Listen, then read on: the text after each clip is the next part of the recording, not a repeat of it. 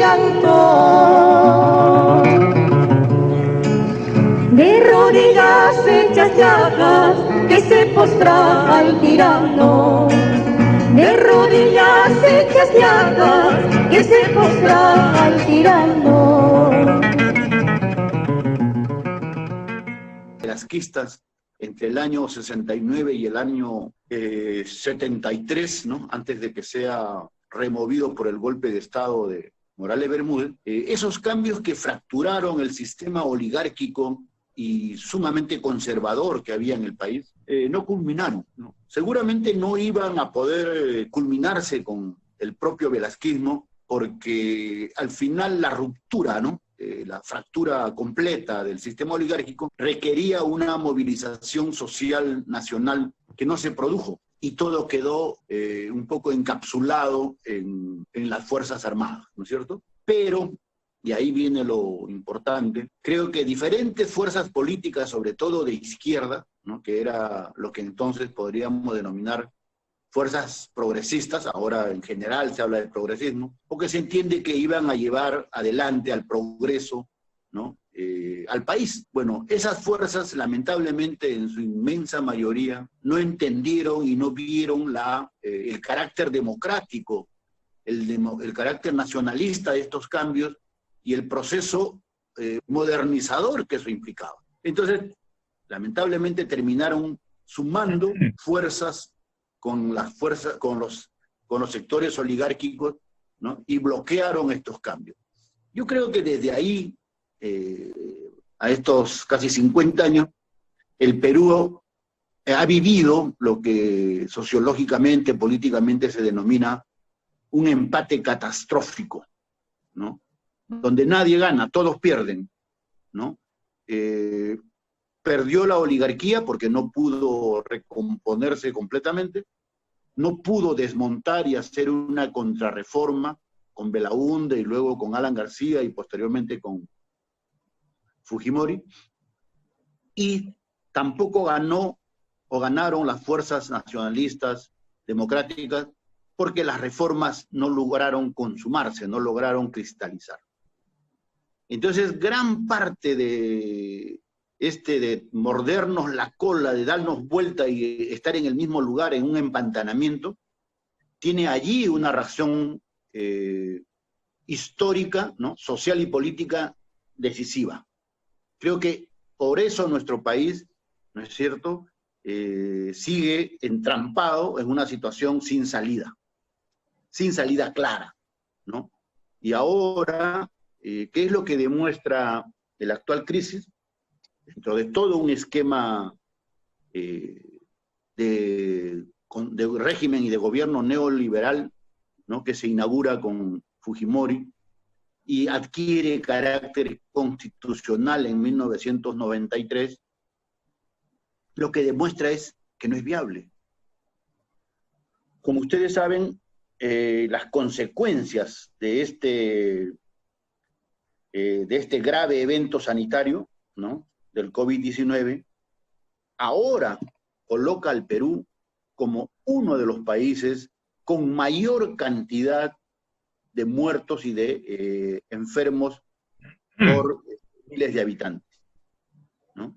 Y es probablemente el de mayor letalidad a nivel mundial, ¿no? Entonces, a nivel de letalidad creo que somos el primero, porque las últimas informaciones que han ido revelando las cifras reales de muertos por COVID nos acercan a más o menos 60.000 ahora, ¿no? Por lo menos 60.000. Y si se dice que los infectados serían 500.000, que probablemente sean más, un poco más, estamos hablando del 10% de muertos por enfermedad producida, que es el más alto del mundo, ¿no? Los más altos están, lo que se ha establecido como cifra de referencia, las más altas han estado alrededor de 5%, 4.5, 5%. Nosotros estamos en 10 y algo más de 10. Eso no es solamente incompetencia de Vizcarra, lo es en gran parte, pero sobre todo, ¿no?, expresa la forma en que el modelo neoliberal, ¿no es cierto?, redistribuye la riqueza producida en el país, ¿no?, y los recursos y partidas que se asignan para políticas sociales. En este caso, básicamente, salud, ¿no?, educación, vivienda, vamos a decir, ¿no? También es responsabilidad directa de Vizcarra. Ustedes deben saber que hasta el año 2017, el PBI que se destinaba a salud estaba en 3.4%, ¿no? El promedio en América Latina está más o menos en 4%, ¿no? Los países que tienen una mayor participación de PBI en salud están en el 4 hasta 4.4. El Perú estaba en 3.4. A partir del 2018, ya con Vizcarra en el poder, ese porcentaje baja a 2.2, ¿no? Entonces, somos uno de los países con inversión en salud de los más bajos en la región, de los más bajos. Y para terminar esta parte y volver a la relación con el Bicentenario, solamente digo lo siguiente. Vizcarra está demostrando ser no solamente uno de los presidentes seguramente más incompetentes que hemos tenido. Yo no recuerdo, sinceramente, un presidente más incompetente, le digo con toda franqueza. Y no solamente eso, sino creo que hay un error, no es solamente un error, sino una falta, ¿no?, a su responsabilidad como alto funcionario, con una sistemática mentira y falseamiento de la realidad. Porque si uno puede seguir ya el desempeño, las declaraciones de Vizcarra desde que empezó esta pandemia, lo que yo les digo con toda franqueza, que es lo que yo he visto y he constatado, es una sistemática campaña de ocultamiento de las cifras y de las consecuencias de la epidemia. Y lo más grave de todo, no por falta de información, ¿ya?, no por falta de conocimiento, ha sido consciente, o sea, ha sido una manipulación de cifras sistemática y consciente con dos ideas, ¿no?, de que no había necesidad, ¿no?, de hacer una movilización de recursos de manera excepcional del Estado para atender eso, y la otra es la idea de que esto iba a pasar. Era una cosa efectivamente grave, pero pasajera, ¿no?, 60 días, 90 días. Pero todo se ha ido agravando. Yo les recuerdo a ustedes lo que dijo el señor Vizcarra para que vean el tamaño de su desvergüenza, ¿no?, que cuando a pocos meses de asumir el cargo, el 2018, en unas entrevistas televisadas, los pueden encontrar en YouTube, para que no crean que estoy inventando historias, el señor Vizcarra le declara en una entrevista a la señora Mónica Delta y dice, Mónica Delta le dice, bueno, ¿y cuál va a ser su obra ahora que usted ya es presidente? En diciembre del 2018. Y él dice, en un año, ¿no?, yo voy a hacer 80 hospitales y 1000 colegios. Y Mónica Delta se queda sorprendida y piensa que ha escuchado mal, y le repregunta, le dice, ¿cómo le dice señor presidente, qué es lo que usted ofrece? Y él le repite, para que no haya duda, yo en un año, a diciembre de 2019, voy a construir 80 hospitales y 1000 colegios. Bueno, ustedes ya saben lo que hay. Gran parte del desastre de esta cantidad de peruanos fallecidos de manera absolutamente injustificada es porque no hay hospitales, porque los que hay no tienen el equipamiento, ¿no es cierto? Camas de UCI, aparatos respiratorios, cosas por el estilo. No ha hecho nada. ¿Ustedes han escuchado alguna explicación de este señor por qué no ha hecho nada de lo que dijo? Hace lo mismo que hizo en Arequipa hace 2 meses, ¿ustedes se acuerdan? Cuando la señora se va corriendo a pedirle que por favor vea lo que está pasando y él simplemente se va. O sea, le interesa un pepino. ¿Qué es lo último que demuestra la magnitud, el tamaño de su irresponsabilidad y su indolencia? Lo que acaba de declarar desde ayer, que ya está viendo, va a traer 30 millones de vacunas. O sea, eso que es una mentira, que es una falsedad, lo que ha aprendido este señor, ¿no es cierto? Y eso, como Fujimori, ¿no? Fujimori aprendió el manejo, ¿no?, de las ambiciones, de los deseos, de las necesidades, de los aliados de su público en la agraria. Cuando él se hace rector, aprendió a lo que es el manejo mezquino y sucio del poder.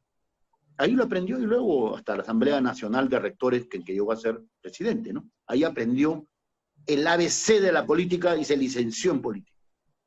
Vizcarra ha hecho eso en el gobierno de Moquegua, ¿no? Ahí aprendió gran parte de lo que uno ve ahora, ¿no? Esos juegos así de mentiras, de engaños, de imagen, de pago de encuestas para que aparezcan inflados y satisfagan su ego ¿no?, y todas sus falsedades, lo aprendió en Moquegua.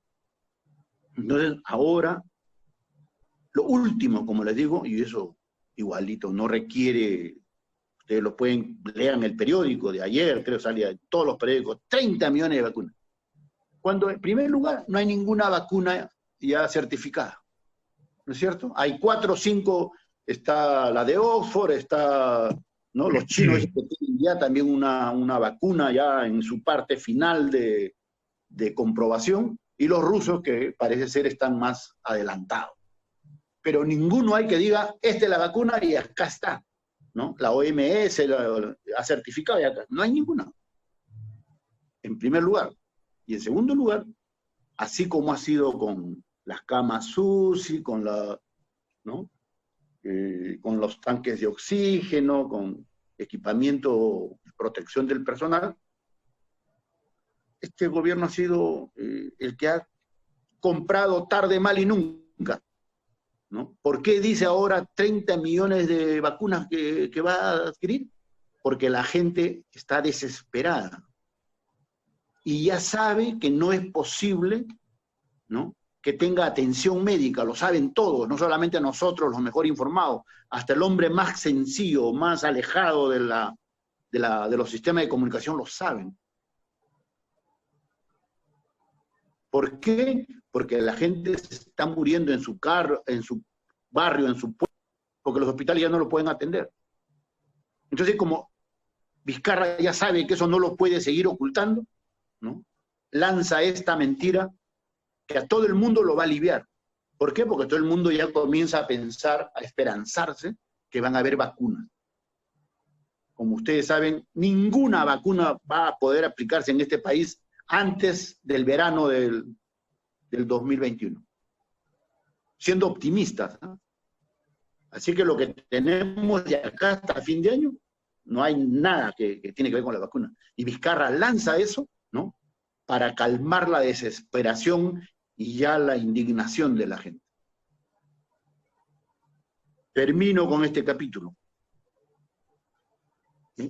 Vizcarra, lamentablemente, en mi opinión, incluso uno podría decir que su función, su desempeño, es peor que el de PPK. ¿Por qué? Porque PPK era un representante orgánico, ¿no?, acá de la burguesía compradora, de esta neooligarquía que se ha reciclado y que es el que tiene el control ahora del modelo neoliberal. Era el representante orgánico. Pero Martín Vizcarra es un sirviente. O sea, la CONFIEP le dice, siéntate, y él se echa. Ustedes saben qué significa que haya destinado 60.000 millones de soles para los bancos, la AFP y la gran empresa, que son lo mismo, ¿no es cierto? Porque ustedes saben, los bancos son los dueños de las AFPs. Y las grandes empresas, los Brescia, ahora los Rodríguez Pastor, ¿no es cierto?, los Benavides, son los dueños de esos bancos, y los Romero. Entonces, a esa gente, a ese grupo, le ha dado 60.000 millones de soles. En otras palabras, la crisis, la pérdida que va a producir, que está produciendo esta pandemia, ya está pagada, ¿no es cierto? La gran burguesía, esta neooligarquía, ya cobró por adelantado el costo de la crisis. Lo que no han cobrado y están muriéndose de hambre son los trabajadores, los pobres. Se han flexibilizado todos los mecanismos laborales. Prácticamente no existe un Ministerio de Trabajo, no existe una política laboral. Este señor que duró 20 días con Cateriano en el anterior gabinete, que expresaba, creo yo, ese desprecio, ese ninguneo total al pueblo, a los trabajadores, ¿no? Porque era el señor que le habían sacado, publicado, los chats donde él se refiere cuando había ido a hacer como abogado, a ver un caso en Huancayo. Él dice, hay una chola, bruta, ignorante, no sé cuánto, que no ha querido aceptar y yo tengo que volver ahí por esta India, no sé cuántos, ¿no? A meterme ahí a donde está el queso, donde huele toda la cosa horrible. A un tipo así, Cateriano y Vizcarra lo ponen de ministro de Trabajo. Con eso ya le da una idea de qué tipo, ¿no es cierto?, de autoridad está poniendo para manejar una situación donde el problema principal, aparte de la salud, es el trabajo, el ingreso. Bueno, lo que yo quiero decir en este punto es que no se trata de solamente estilos personales, incluido el de Vizcarra. Bueno, ni hablar de Cateriano, ¿no? El problema de Cateriano es que él vendría a ser el equivalente de PPK en este gobierno.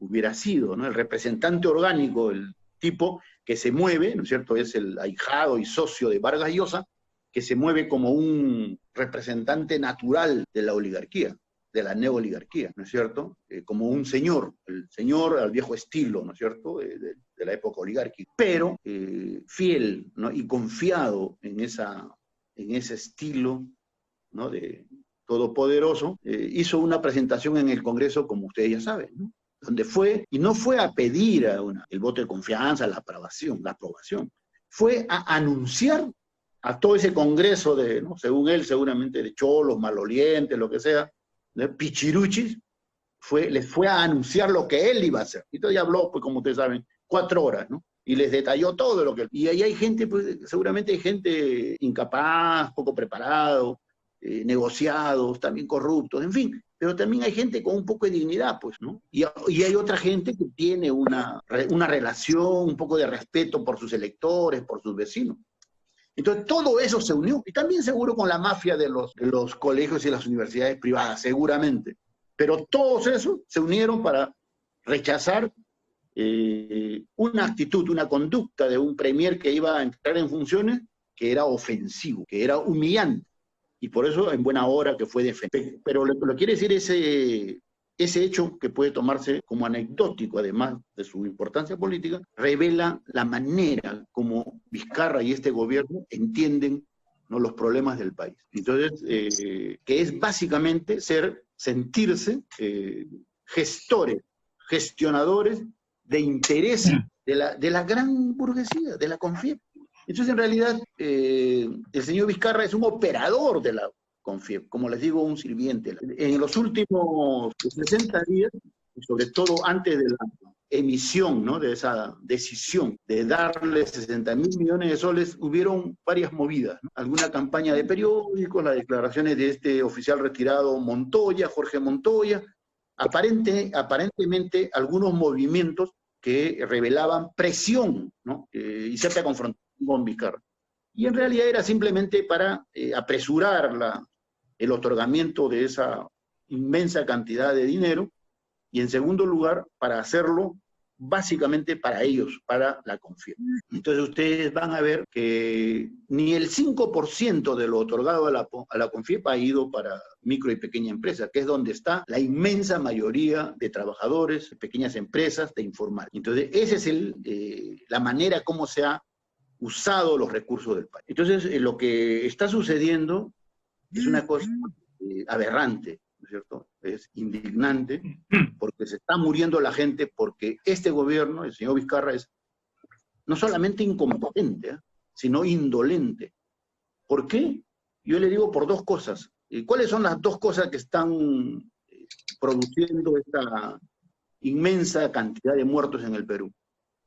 Bueno, ya no vamos a decir la ausencia de una buena atención primaria, ¿no? Que sería la cosa preventiva que es clave para evitar una masificación de las enfermedades y su necesaria e inevitable hospitalización. La primera es una buena parte de la gente que se interna o que se enferma se muere porque no tiene oxígeno. Y ustedes saben, eso ya está publicado, que no hay oxígeno porque el año 2010 o el año 2011, en el gobierno de Alan García, los ministros de esa época, o el ministro de esa época, prácticamente privatizó la producción de oxígeno y lo entregó a uno de los laboratorios que produce eso, cuando puso como condición, ¿no?, que sería que el único oxígeno que podría utilizarse médicamente era el que tuviera un rango de 98 a 100 de calidad. Cuando todos los estándares internacionales te dicen que a partir del 90% ese oxígeno que se produce en esas plantas es sanitario, es de uso sanitario. Entonces fue una maniobra, o sea, de privatización, seguramente que con mucho dinero bajo de la mesa, lo que Alan García propició con este ministro. Por eso es que nadie produce mucho oxígeno. Y en segundo lugar, el problema de la cama UCI y de la hospitalización. Ya ustedes saben que todos los hospitales han colapsado, no hay camas UCI, no hay equipamiento de oxigenación. En algunos países, en México, Chile, creo que hasta Colombia, en fin, para no hablar ya de Europa, los gobiernos han confiscado la administración de clínicas, de las clínicas privadas. El estado de emergencia faculta al Estado, al gobierno, a que pueda tomar medidas extraordinarias, ¿no?, garantizando el bien de la población, la vida de la población. En otras palabras, Vizcarra tiene todos los instrumentos legales por los cuales él podría intervenir a todas las clínicas del Perú, a todas las clínicas privadas y a todas las plantas productoras de oxígeno. Y decir, mientras dure la pandemia o hasta fin de año o hasta verano del otro año, el Estado administrará todas las clínicas privadas y todas las plantas de oxígeno. No lo hacen, como les digo, porque es un sirviente, ¿no es cierto?, de la CONFIEP. No quiere ni la menor colisión con lo que viene a ser, ¿no?, la propiedad privada. Por eso que yo creo, he leído por ahí, que hay algunas personas y un abogado que ya están iniciando o han iniciado una demanda, ¿no es cierto?, por responsabilidad criminal, una demanda, ¿no?, de crímenes de lesa humanidad. Yo creo que es absolutamente válido, es legal, ¿no?, porque lo que se está produciendo en el país con este menosprecio y condena a la muerte de miles de peruanos es inadmisible y además injustificado. Para entrar a lo que es la parte esta del 21 y no alargar más esta conversación mía, entonces lo que les digo no es un problema del estilo personal del señor Vizcarra, es consecuencia de este régimen político que concentra y distribuye la riqueza de una determinada manera, que es la Constitución del 93, ¿no?, que ha organizado sobre todo el capítulo económico, ¿no es cierto?, de tal manera que todo está hecho para que los grandes capitales se enriquezcan, mientras los trabajadores y la gente humilde sea cada vez menos favorecida o menos atendida. Y eso tiene que ver con las políticas públicas, ¿no?, y las limitadísimas condiciones en las que se desenvuelve. Ya no vamos a insistir, ¿no es cierto?, cuánto se destina a salud, cuánto a educación, en cómo estamos en esas cosas. Entonces, ¿de qué estamos hablando? Pues ese es el punto medular. Yo creo que lo que separa las aguas ahora en el país es el régimen político. Y cuando hablo de régimen político me refiero al sistema constitucional. Yo creo que lo que está en cuestión en el país es una constitución completamente diseñado por el neoliberalismo. Lo que ustedes recuerden, que eso es hecho por tecnócratas formados, venidos y contratados desde Washington. Después de Thatcher y Reagan, ¿no?, la primera constitución que se hace acá en América Latina es la de Chile, ¿no?, con Pinochet, antes de irse.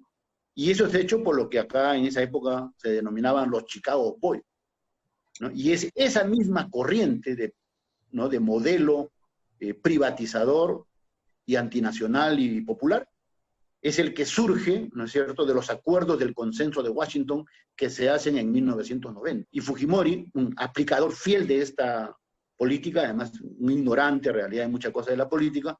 Él lo único que hace es reproducir todas las recomendaciones y las decisiones que venían desde Estados Unidos con el consenso de Washington. Entonces, eso es lo que está en discusión. O sea, la madre del cordero, no solamente de esta situación donde la vida de los trabajadores del pueblo no importa, se pueden morir cientos de miles, ¿no? Y lo que importa es el capital y los recursos financieros de esta neooligarquía, de esta gran burguesía. Eso es lo que está sustentado en el régimen constitucional. Entonces yo creo que ahora lo que divide el campo en el país es los que están por cambiar esta constitución, por diseñar y aprobar una constitución democrática, nacional, ¿no? De soberanía para el país, o la mantención de esta constitución que es entreguista y sobre todo profundamente antipopular. Yo creo que eso es lo que divide el campo. Y en esa división de campos que es fundamental, creo que se definen las alianzas. En el debate entre los aliados, entre la coalición que se organice de todas las fuerzas democráticas, nacionalistas, izquierda, centroizquierda, liberal de derecha, pero buscando una constitución democrática, allí debatiremos, debemos debatir un diseño constitucional, ¿no es cierto?, para ver cuáles son los alcances de los cambios, de las modificaciones, y sobre eso hay que hacer la alianza.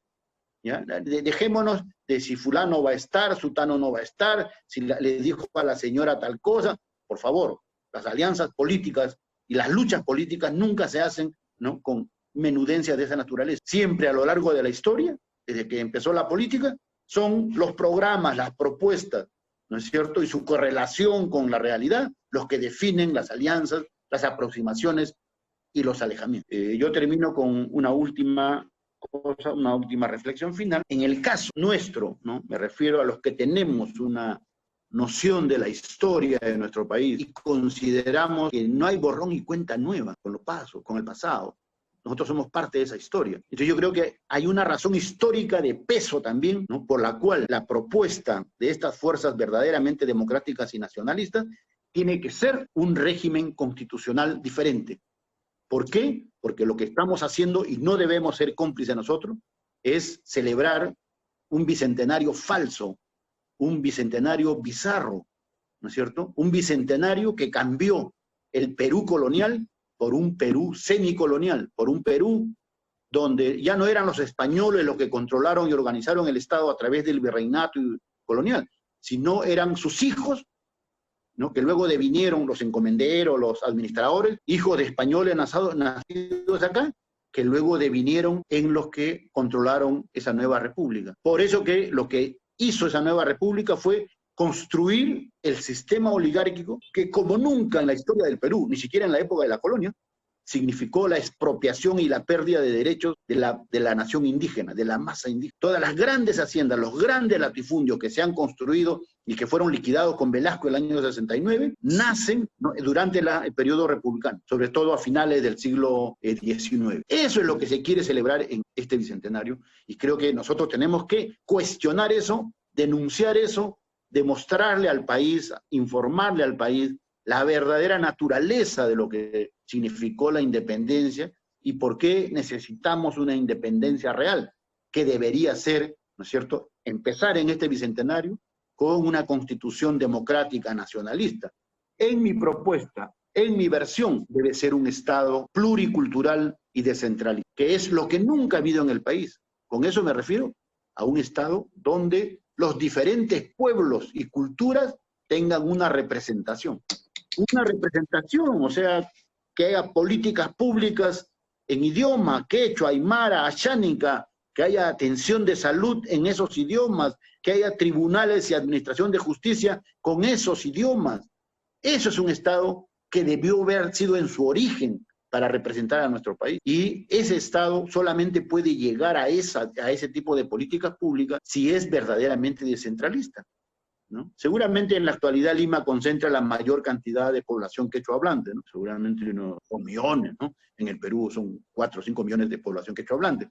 Pero en las regiones es donde está el grueso de la población aymara, ashánica, campa, machiguenga, etc. Y entonces, para poder atender esas políticas, hacer políticas públicas interculturales de atención a estas culturas, a estos pueblos, tiene que darse en las regiones. El gran problema es que no se avanzó nada, porque las regiones y los gobiernos regionales en el actual esquema de descentralización reproducen el centralismo limeño. Entonces, todo se resuelve en Lima, y en las regiones todo se resuelve en la capital de la región. Ese es nuestro problema, y ese es el debate que hay que dar ahora, ¿no?, para hacer un cambio real en el país.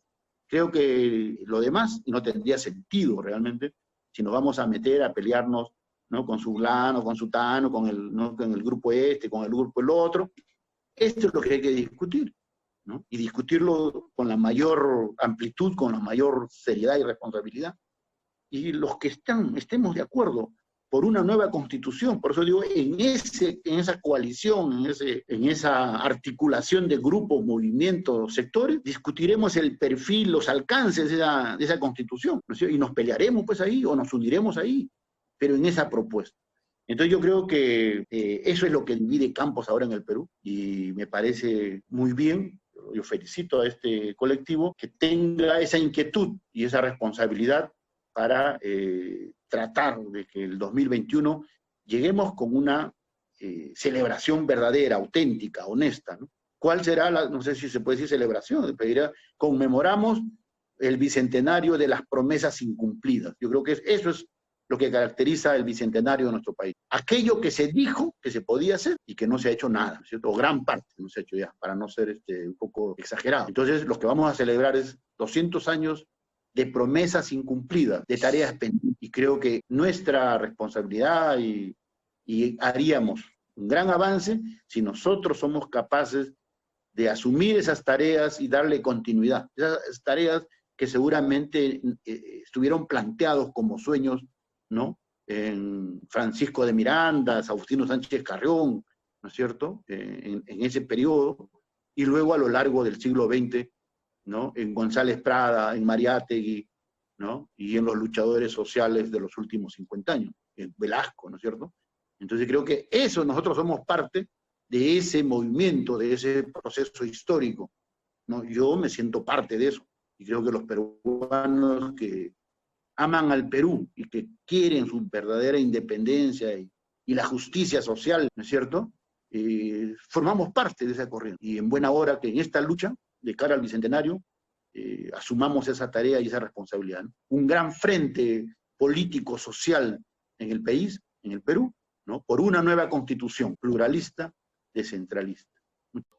Bueno, yo creo que recogiendo lo que han dicho algunos compañeros, creo que Manuel dijo algo sobre la necesidad de tener 3 puntos de agenda, ¿no? O sea, una respuesta frente al problema sanitario, frente a la pandemia, una propuesta frente a las elecciones y una propuesta sobre la Constitución. En realidad yo creo que es una sola cosa, porque cualquier grupo político ahora quiera tener una presencia política y busque un cambio constitucional, o sea, ir hacia un cambio constitucional. El cambio constitucional no es un debate intelectual, no es un ejercicio teórico. La elaboración, su diseño será un momento teórico, pero su cambio es un hecho político, esencialmente político. ¿Por qué?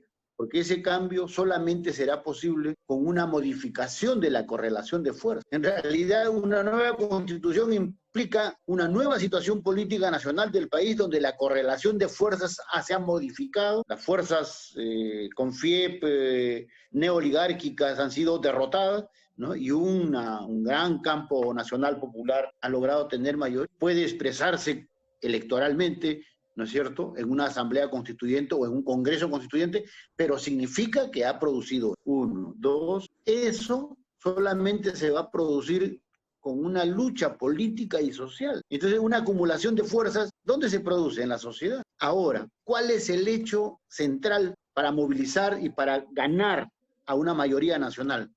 Una respuesta frente a la pandemia, frente a esta cantidad de muertos y de sufrimiento del pueblo.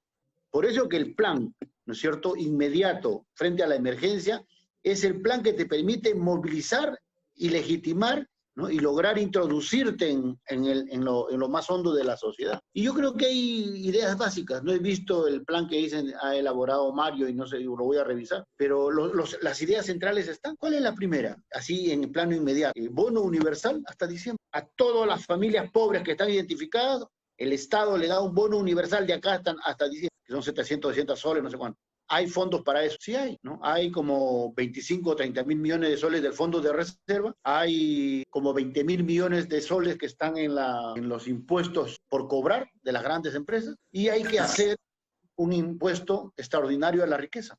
Esa es una propuesta popular, nacional, ¿no es cierto? No se supedita a un gobierno pro Confiep que tiene miedo de tocar cualquier interés de los grandes millonarios. Eso es uno. Y dos, creo que hay que ir, ¿no?, a un control, ¿no?, de todas las clínicas particulares y de las plantas de oxígeno mientras dure la pandemia, como parte de y cerramos esto, como digo, esas son propuestas políticas, ejes centrales de una propuesta política democrática nacional donde todo el país asume el costo de esta crisis, principalmente los que más tienen, porque eso es equidad. Entonces yo creo que en eso está el enfoque de la propuesta. Eso se va a derivar una serie de cosas prácticas, operativas, ¿no? Comité de emergencia, comité de salud, comité de alimentación, lo que se ha dicho así, cartillas de atención, ya teléfono de atención, todo eso. Pero hay una matriz, hay las líneas, ¿no es cierto?, maestras que pueden conducir. La idea central es no lo que dice ahora, y los responsables son el pueblo, ¿no es cierto?, que son los que tienen la culpa de eso. Acá, ¿no es cierto?, tiene que pagar gran parte de lo que hay de fondos en el Estado y lo que falta, ¿no?, de los que han beneficiado inclusive con esta parte. Yo creo que eso es la cuestión principal. En segundo lugar, esa propuesta, ¿no?, es lo que hay que lanzarlo a la ciudadanía, a la opinión pública, a la gente, movimiento popular con la que se trabaja. No, eso no es una declaración para ir enseñándole a cada uno de la izquierda, eso es una cosa secundaria.